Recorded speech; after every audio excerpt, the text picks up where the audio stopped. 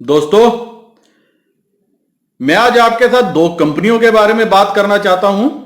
यह दिखाना चाहता हूं कि कंपनियां अभी लॉकडाउन के टाइम में कैसे काम कर रही हैं और जो कंपनीज अपने बारे में बता रही हैं कि हमारा मॉरिटोरियम इतना कम हुआ है या हमें इतनी कलेक्शन हुई है, वो किस ढंग से हो रही है। और आने वाले दिनों में अगर कंपनीज मेजर डिफॉल्ट करती हुई नजर आई तो मुझे इसमें आश्चर्य नहीं होगा, क्योंकि Indian companies are highly manipulative. मैं बार बार कहता हूं, इनके किसी चीज में कोई दम नहीं है। डीएचएफएल आपके सामने एग्जांपल है, अनिल अंबानी की कंपनीज आपके सामने एग्जांपल है। मैंने वो दौर देखा है, या मेरे साथ मेरे वह दोस्त जो मेरे टेनवर के अगर जो 20, 22, 25 साल पहले काम करते होंगे। मैं रिटेलर्स को एक बात बताना चाहता हूं कि आप सर्च कीजिए, पेंटा मीडिया ग्राफिक्स होती थी, सिल्वर लाइन होती थी, हिमाचल फ्यूचरिस्टिक, ये सारी कंपनियां थी जो कभी शेयर मार्केट में अच्छा खासा वैल्यू कमांड करती थी। बाद में इनका क्या हुआ, सफाया हो गया। ये कंपनियां आज कहीं नजर भी नहीं आ रही। ये सब टेक्नोलॉजी रिलेटेड कंपनियां थी। तो अब कुछ ऐसी ही कंपनियां हैं, बजाज फिनसर्व और बजाज फाइनेंस, और दूसरा है उज्जीवन स्मॉल फाइनेंस बैंक। मेरे वह दोस्त जो इसमें पोजीशन बनाना चाहते हैं, लेना चाहते हैं, तो इस कंपैरिजन से वह देख भी सकते हैं कि आने वाले दिनों में उनको मुनाफा होगा या फायदा हो सकता है। बजाज फाइनेंस और Bajaj Finserv highly manipulative share हैं, वो आप एक बार देख भी सकते हैं कैसे। क्योंकि अगर आप अभी पीछे जब डाउनफॉल आया था और हर एनालिस्ट के बारे से सुन रहे थे, तो वो बजाज फाइनेंस के बारे में कह रहे थे कि इनके बिजनेस को धक्का लगेगा, चोट पहुंचेगी, तो ये शेयर जो है तकरीबन 1000-750 तक भी जा सकता है। लेकिन 1750 से शेयर ने टर्न लिया और आज जो है तकरीबन फिर वापस अपने 34-3300 के लेवल पे पहुंच गया है, जो किसी टाइम जब निफ्टी 11,500-12,000 होती थी, यही लेवल देखने को मिले थे। और शेयर जो है अफलातून दौड़ लगा के भागा था, जो 5000 तक भी इसने लगाया था। और बजाज फिनसर्व जो है 10,000 और 20,000 तक के टारगेट भी ब्रोकरेज हाउसेज ने दिए थे। अब एक बार मैं कुछ ट्वीट आपसे शेयर करना चाहता हूं। एक बार आप ये ट्वीट देखेंगे कि लोगों ने कैसे कैसे ट्वीट किए हुए हैं ये बीजेपी के सपोर्टर, ऐसा देखने में आ रहा है। एक बार आप ये स्क्रीन पे कंटिन्यूस टिल कर करके देख सकते हैं। Moratorium is the biggest fraud in recent times. India bulls के बारे में बताया है कि मैंने इंडिया बुल्स में जब कहा तो उन्होंने रिफ्यूज कर दिया और जो बाकी का पीरियड था उसकी ईएमआई बढ़ा दी। अब एक बार ये देखिए, मोदी जी की फोटो इन्होंने लगाई है। ये पता लगता है कि बीजेपी के बहुत बड़े सपोर्टर हैं, लेकिन ये भी आज की डेट में निराश और हताश हैं। वो कैसे? Bajaj finance hired thugs as collection agent for making abusive calls, जो एक रिप्यूटेड कंपनी के लिए बहुत ही शर्मनाक बात है। अगर वो काफी रिप्यूटेड कंपनी है जिसका शेयर 4-5 हजार रुपया कमांड करता हो। डीएचएफएल आपके सामने जीता जागता उदाहरण भी है। अगर इसका देखिए कितना ये मेंटली हैरास होगा कि उन्होंने लिखा है कि अगर मुझे फिजिकली या मेंटली कुछ हो गया तो ये कंपनी बजाज फाइनेंस वाले ही रिस्पॉन्सिबल होंगे। Very unshameful on their part. अब आगे देखिए कि एक और सज्जन है, उन्होंने भी लिखा है कि बजाज फाइनेंस जो है वो काफी ज्यादा हमें वो प्रॉब्लम कर रहा है। Finance ministry, reserve bank responsible होंगे अगर मुझे या मेरी फैमिली को कुछ हो जाएगा, अगर ये कुछ ऐसी वैसी कोई हरकत कर लें तो। अभी एक बार आप ये भी देखिए, किसी ने लिखा है same is happening in L&T finance. फिर आगे क्या लिखा है, किसी ने सजेशन दी है, उन्होंने भी मोदी जी की फोटो लगाई है। वो क्या कहते हैं, better do something and pay out, no use Nirmala Sitaraman office, never take this thing seriously. आगे लिखा है इट इज कुछ भी, जो भी आगे लिखा आप स्क्रीन पे देख सकते हैं। अब अगर ये रेप्यूटेड कंपनीज हैं तो क्या इनको ये शोभा देता है? और कहीं ना कहीं गवर्नमेंट को, आरबीआई को इसके ऊपर कड़ा कदम लेना चाहिए, संज्ञान लेना चाहिए। अभी तक वो क्यों चुप होके बैठे हैं, मुझे समझ नहीं आता। जब मोदी जी ने क्लियर इतना कुछ कहा है, इतनी डायरेक्शंस दी हैं, क्लियर कट इंस्ट्रक्शंस हैं, तो इन कंपनियों की इतनी हिम्मत कैसे हो गई? यही कंपनियां जान सकती हैं, यही जवाब दे सकती हैं। आम आदमी के पास इसका कोई भी आंसर नहीं है। तो ये इनका कामकाज करने का तरीका है।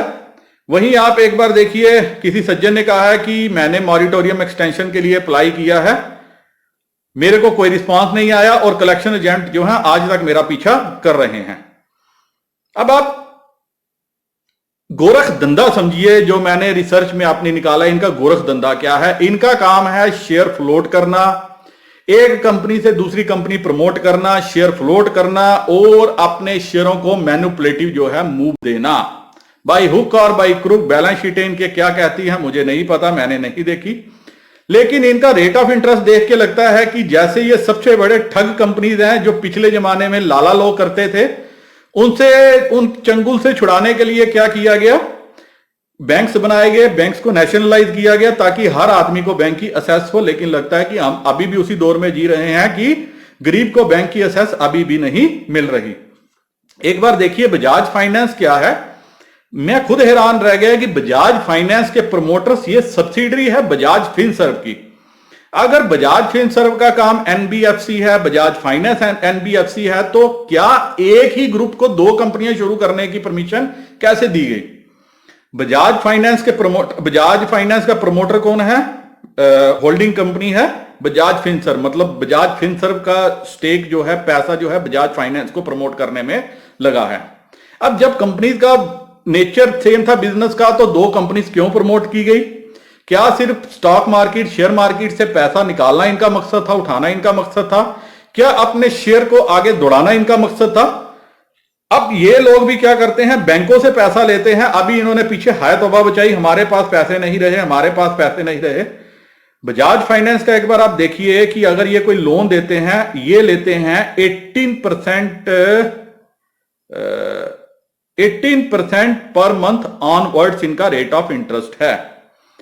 प्रोसेसिंग फीस है 3% ऑफ लोन अमाउंट। मान लीजिए अगर किसी ने इनसे अप टू 3% है, 20 लाख का लोन लिया, तो 2% भी अगर ये प्रोसेसिंग फीस लेंगे तो 40,000 रुपया इनकी प्रोसेसिंग फीस बनती है। फोर क्लोजर अगर कोई टाइम से पहले आउटस्टैंडिंग लोन दे देता है तो 4% उस पर भी ये लोग क्या करेंगे, फोर क्लोजर पेनल्टी लेंगे। एनुअल मेंटेनेंस 0.5% अलग से लेंगे। कन्वीनियंस फीस भी है इनके पास। अगर खुदा ना खास्ता आपका चेक जो है पेमेंट वाला बाउंस हो जाता है तो 3,000 रुपया ये अलग से लेंगे। पैनल इंटरेस्ट लेट फीस पे 2% अलग से है। आउट स्टेशन कलेक्शन चार्जेस 65 रुपए हैं। और अगर आपका ईसीएस अगर डिफॉल्ट हो जाता है, बाउंस हो जाता है, इलेक्ट्रॉनिक क्लियरिंग सर्विस जिसको कहते हैं, 450 रुपया चार्जेस उसके भी हैं। तो आप देख सकते हैं कि ये बैंक कम, फाइनेंस कंपनी कम, लूट का अड्डा ज्यादा है। अब सरकार इन पे क्यों शिकंजा नहीं कस रही वह सरकार जाने, लेकिन इन जैसी कंपनियों से निपटने का कुछ साधन भी होना चाहिए। वहीं अभी आप देखेंगे काफी अच्छा जो है एक शेयर लिस्ट हुआ उज्जीवन स्मॉल फाइनेंस बैंक। मुझे यह भी नहीं समझ आती कि आरबीआई ने इनको कैसे परमिशन दी ऑपरेशंस कमेंस करने की, या इन्होंने आरबीआई से झूठ बोला या इन्होंने फाइनेंस मिनिस्ट्री से झूठ बोला। I fail to understand the modus operandi and the working style of these sorts of banks. अभी अगर आप देखेंगे कि इन लोगों ने क्या किया है, मैं इनका देख रहा था जर्नल, इन लोगों से पास अगर आप लोन लेने जाओ, उज्जीवन बैंक ग्रुप लोन्स, मतलब ग्रुप में ये कुछ लोगों को स्मॉल लोन देते हैं। Business loan, family loan, agriculture allied loan, education corps loan, GL top up loan, emergency loan, education top up, loyalty loan. Rate of interest देखिए आप इनका।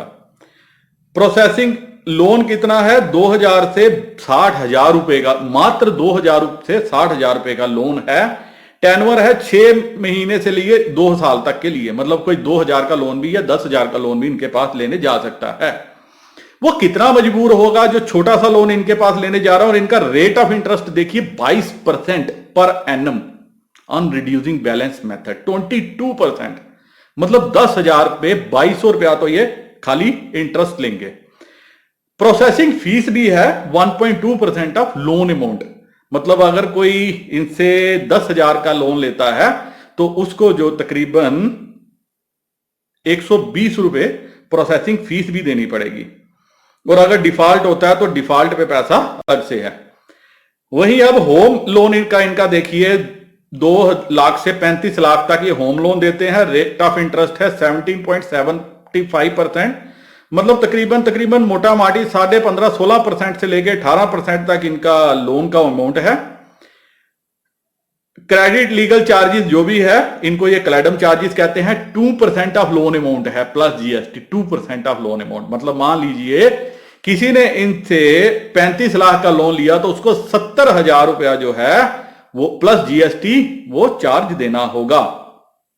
वहीं आप इनके अलग लोन्स की भी देखिए कि क्या है, 36 महीने से 180 महीने, डॉक्यूमेंटेशन चार्जेस अलग से। ऐसा लग रहा है कि जैसे इन बैंकों ने लूट मचाई हुई है।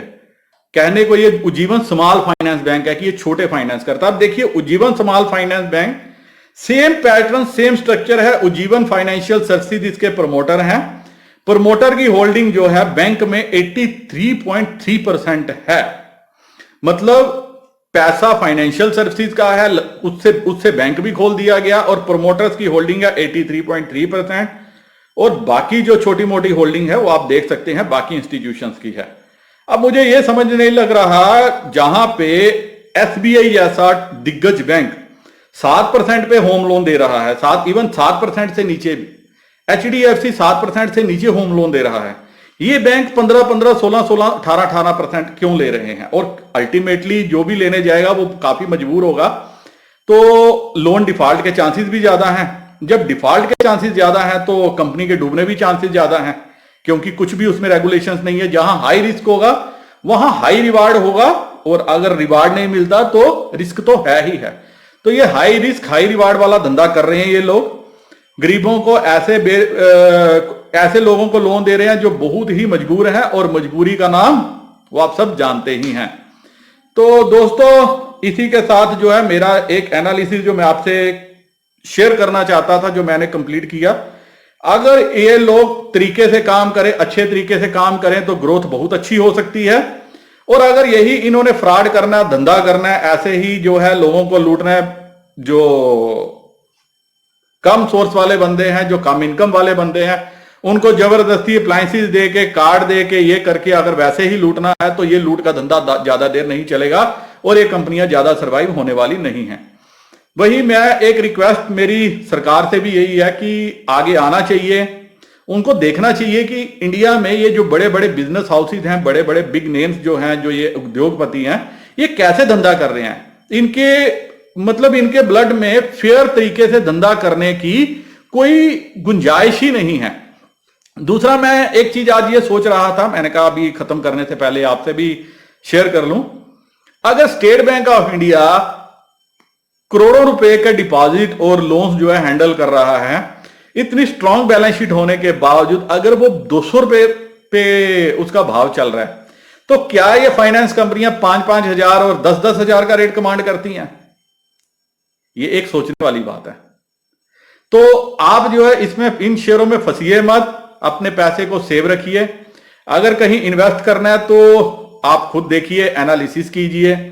जो पैरामीटर पे एनालिस्ट बोलता है वो पूरा पैरामीटर चेक कीजिए, खुद भी आप एक बार सर्च कीजिए, क्योंकि आजकल इंफॉर्मेशन की एक्सेस बहुत ही इजी है।